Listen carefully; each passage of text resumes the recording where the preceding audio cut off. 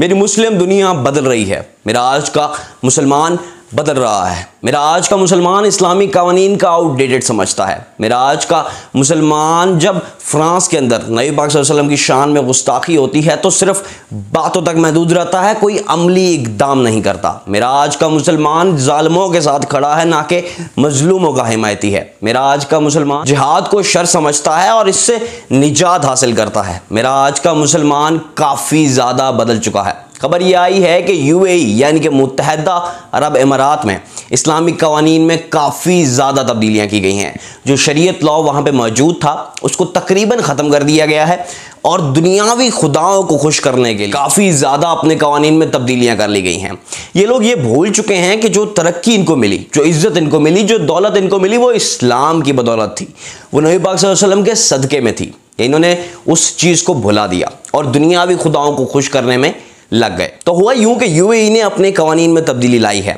ये कवानीन क्या है ये हम डिस्कस करने वाले हैं और इसके पीछे क्या रीजंस होने वाली हैं कि आखिर क्यों इस तरह के कवानीन यूएई अपने मुल्क के अंदर लाया। अगर हम इस हवाले से रीजंस की बात करें तो पिछले 10 सालों से यूएई की पॉलिसी काफ़ी ज़्यादा चेंज हो चुकी है। ये इस्लाम को बैकफुट के ऊपर ले चुके हैं, ये सेकुलरिज्म की तरफ जा रहे हैं। ये इन्होंने मुस्लिम कवानीन में तब्दीलियां करके इस बात को बिल्कुल ही साबित किया है। पिछले दिनों खबर ये आई थी कि इसराइल और यूएई के दरमियान डील हो गई है। ये अब्राहम अकॉर्ड्स थे जिसमें इन्होंने तस्लीम कर लिया था इसराइल को और जो मजलूम फ़लस्तीनी थे उनकी आवाज़ को इन्होंने दबा दिया। इसी तरह इन्होंने अभी एक इक़दाम उठाया है। ये इंतहाई सख्त कवानीन जो कि शरी कवानीन जो थे जिसको ये सख्त समझते थे उनको तब्दील कर लिया है। अब इन रिफॉर्म्स के हवाले से मैं वो शख्स नहीं हूँ कि जो नेगेटिव पॉइंट्स के ऊपर बात करता है। मैं वो शख्स हूँ कि जो आपको न्यूट्रल एनालिसिस देता है। अब इन कवानीन के हवाले से कुछ अच्छे इक़दाम भी हैं और कुछ बुरी चीज़ें भी हैं, यानी कि एक मिक्सचर है। कुछ ऐसी चीज़ें हैं जिनको आप कवर करते हैं। ये एक स्ट्रेटजी होती है किसी भी इक़दाम के लिए कि आप कुछ ऐसे इक़दाम उठाएं जिससे आपके वो जो एक्सट्रीम इक़दाम हैं, वो इक़दाम हैं जिनके ऊपर आपको क्रिटिसिज्म बहुत ज़्यादा होने वाला है, वो इक़दाम छुप जाएं। तो इस तरह के कुछ इक़दाम इन्होंने उठाए हैं। वो इक़दाम क्या हैं और वो नए कवानीन क्या हैं, ये सब इस वीडियो के अंदर हम डिस्कस करने वाले हैं। सबसे पहली बात कि आखिर ऐसा क्यों हुआ। पहली तो बात यह है क्योंकि इसराइल के साथ डील के बाद काफ़ी ज़्यादा रिलैक्सेशन एक्सपेक्टेड थी यूएई की तरफ से इन कवानीन में, क्योंकि ये इनके मजाजी जो खुदा हैं जो यूएई ने बना लिए हैं, जो इन अरबों ने बना लिए हैं, जो कि ज़रूर इनके ज़वाल की वजह बनेंगे।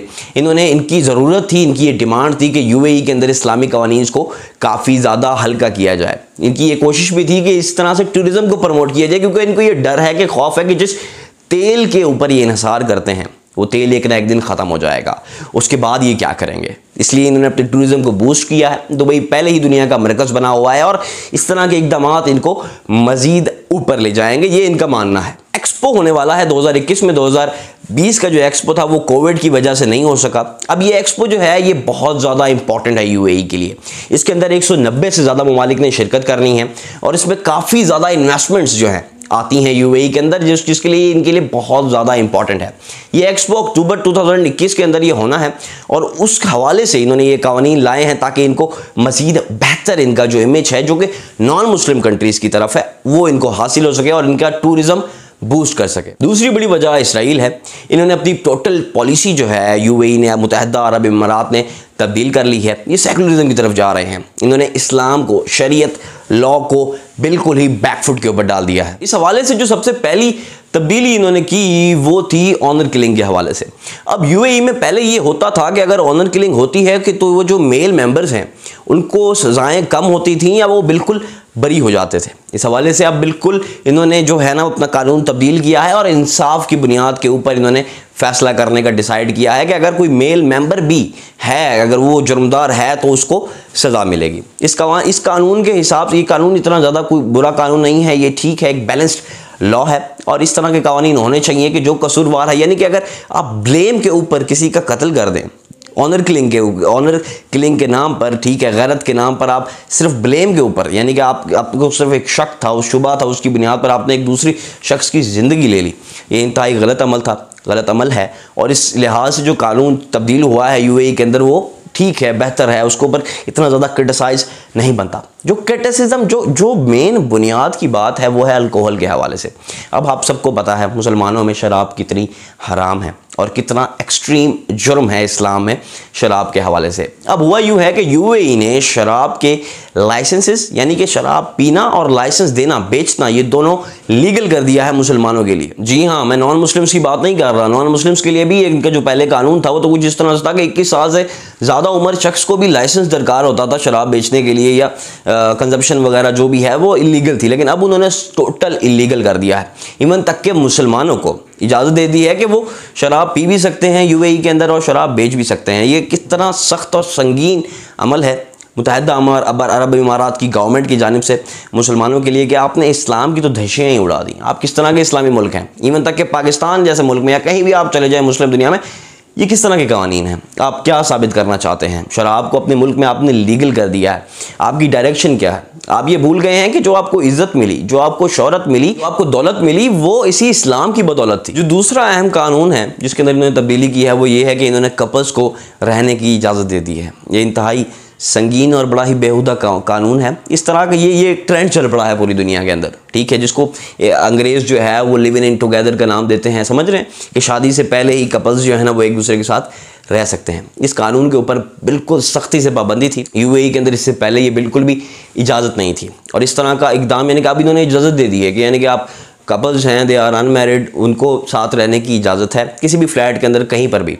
एक बात मैं आपको ये भी बता दूं कि ये जो कानून था, जो इससे पहले जो कानून था, उस पर अमल दरामद तब भी मुश्किल था क्योंकि कौन जाके चेक करता है कि यार क्या सीन है, क्या सिनेरियो है इनका। लेकिन फिर भी एक असूलन एक बात गलत है। इस चीज़ को लीगल कर दिया है और ये मुस्लिम कवानीन के सख्त खिलाफ है। इन्होंने इस्लाम की शरीयत लॉ की धज्जियाँ उड़ा दी हैं। इन्होंने इसराइल को अपने दुनियावी खुदाओं को खुश करने के चक्रों में अपने हकीकी खुदा को नाराज़ कर दिया। इस हवाले से जो नॉन मुस्लिम्स हैं, जो दूसरी दुनिया का मीडिया है, जो नॉन मुस्लिम वर्ल्ड का मीडिया है, वो इस चीज़ को बड़ा ही जो है ना वो बोस्ट करके वो बड़ा ही जो है ना खुश है इन इकदाम से कि अब उनको यूएई के अंदर एक अयाशी का अड्डा मिल गया है। वो आए, कोई सख्त कानून नहीं है, कुछ नहीं है, और आके वहाँ पर वो अपनी जो अयाशियाँ हैं वो वहाँ पे कर सकें। लेकिन एक मुस्लिम कंट्री के अंदर, मुस्लिम मेजॉरिटी मुल्क के अंदर, मुत्तहिदा अरब इमारात के अंदर इस तरह का अमल इंतहाई अफसोसनाक है। इसके अलावा इन्होंने जो इनहेरिटेंस के लॉ थे, ठीक है, उसको भी टोटल तब्दील कर दिया है। यानी कि पहले जो फैसला होता था वो शरीयत के हिसाब से होता था। यूएई के अंदर अगर किसी शख्स की मौत हो गई है तो उसकी जो जायदादें हैं वो शरीयत के हिसाब से ही तकसीम की जाएंगी। लेकिन अब ये है कि वो शख्स जिस कंट्री से बिलोंग करता है उस कंट्री का जो कानून है उस कानून के हिसाब से ही उस शख्स की जायदाद, अगर उसकी कोई विल है तो उस विल के हिसाब से, या फिर उस मुल्क के कानून के हिसाब से जहाँ के वो रेजिडेंट हैं उस हिसाब से तब्दील किया जाएगा। उसकी जायदाद जो है ना वो तकसीम की जाएगी। इस कानून में काफ़ी ज़्यादा मसले हुआ करते थे जो लोग वहाँ जाके रहते थे, अगर उनका कोई वफात पा गया है, इनहेरिटेंस के हवाले से ये इशूज़ काफ़ी ज़्यादा चलते थे यूएई के अंदर। लेकिन इस कानून ने इस चीज़ को तब्दील कर देना है। जो अगला मेजर इन्होंने चेंजिंग की है वो डाइवोर्स के हवाले से है। यानी कि अगर किसी कपल ने पाकिस्तान के अंदर शादी की है और उनका यूएई के अंदर डाइवोर्स होने वाला है या डाइवोर्स वो लेना चाहते हैं, तो पहले ये था कि उनके ऊपर यूएई का कानून लागू होता था। लेकिन अब इन्होंने इस चीज़ को भी बिल्कुल चेंज कर दिया है। अब जो शख्स है वो जिस मुल्क के वो सिटीजन्स हैं, ठीक है, उस मुल्क का कानून उनके ऊपर लागू होना है। इन सारे कवानीन का बेसिक जो मकसद है वो मकसद ये है कि ये लोग चाहते हैं कि ये अपने मुल्क को सेकुलर कर दें, ये अपने टूरिज़्म को बूस्ट कर दें ताकि इनके मुल्क में लोग आएँ, ताकि इनका कारोबार बढ़े। क्योंकि ये अब ऑयल के ऊपर डिपेंडेंट नहीं रहना चाहते। ये इनकी पॉलिसी पिछले कुछ 10 सालों से 15 सालों से चल रही है। जिस तरह से इस्लामिक मीडिया या पूरे दुनिया का मीडिया ने इस चीज़ को कवर किया, यानी कि जो अखबारों की सुर्खियाँ बनी, जितने भी न्यूज़ रिपोर्ट्स थे, इवन तक कि हमारे डॉन की भी, वो बड़ी शर्मनाक थे। इन्होंने ये कहा कि ये इस्लामिक लॉज को रिलैक्स कर रहे हैं टॉलरेंस को बूस्ट करने के लिए। यानी कि इसका क्या मतलब है? क्या इसका मतलब ये है कि इस्लामिक लॉज में बिल्कुल ही टॉलरेंस नहीं है, वो टॉलरेंस के बगैर है? ये खुद ही अपने मज़हब को बदनाम करने की बात है और ख़ुद ही अपने पैरों के ऊपर कुल्हाड़ी मारने की बात है। यूएई के इन इक़दामात की वजह से ही आज मुसलमान कमज़ोर है। यूएई के इन इक़दामात की वजह से ही आज मुसलमान पूरी दुनिया में शर्मिंदा है और आहिस्ता आहिस्ता इसके नक्शे कदम के ऊपर सऊदीया भी चलना है, क्योंकि ये इनका एक ही ब्लॉक है। खैर, इस तरह के इक़दाम पूरी मुस्लिम दुनिया में हो रहे हैं। ऐसा नहीं है कि यूएई पहला मुल्क है। आप कतर को उठा के देख लें, तुर्की ने बहुत पहले कानून लाए। खैर, तुर्की अब दोबारा से इस्लामिक लॉज की तरफ आ रहा है, लेकिन मुस्लिम दुनिया बदल चुकी है। और जो ज़िल्लत, जो रुसवाई मुसलमान दुनिया को पूरी वर्ल्ड के अंदर हो रही है, उसका ज़िम्मेदार खुद मुसलमान है। कोई दूसरा कोई क्रिश्चियन कंट्री नहीं है इसका मुसलमान, कोई ईसाई या कोई यहूदी मुल्क इसका ज़िम्मेदार नहीं था। इसके ज़िम्मेदार हम खुद थे। हमने इस्लाम को गलत तरीके से जो है ना दुनिया के सामने पेश किया, क्योंकि हम खुद ही मज़हब से हट चुके थे। और उसका नतीजा आज हम देख रहे हैं कि यूएई जैसे मुल्क के अंदर, मुत्तहिदा अरब इमारात के अंदर कवानीन कितने ज़्यादा तब्दील हो गए हैं। वैसे मेरा तो यही है कि मुस्लिम दुनिया को चाहिए कि वो अपने आप को देखें, अपने बेहतरीन एनालिसिस करें, और इस्लाम की अगर आपने एक अच्छी पिक्चर दुनिया के सामने शो करानी है तो कम से कम अपने मज़हब की इज़्ज़त तो करें। यूएई जैसे इक़दाम जिन्होंने शरीयत लॉ की धज्जियाँ उड़ा दी। मैं मानता हूँ कि पाकिस्तान के अंदर भी एक शरीयत लॉ है, लेकिन वो पर्सन की अपनी विल के ऊपर डिपेंड करता है। यानी कि अगर वो चाहता है कि वो अपने हिसाब, अपनी शरीयत लॉ के हिसाब से चलना चाहता है कि नहीं। लेकिन ये लॉज पहले के बनाए हुए हैं। पाकिस्तान के अंदर इस तरह का कोई इक़दाम नहीं हुआ कि जो लॉ यहाँ पे मौजूद था, जो इस्लाम का लॉ यहाँ पे मौजूद था, उस लॉ को ही ख़त्म कर दिया जाए। ये कहाँ का कानून है, ये कहाँ का हिसाब है?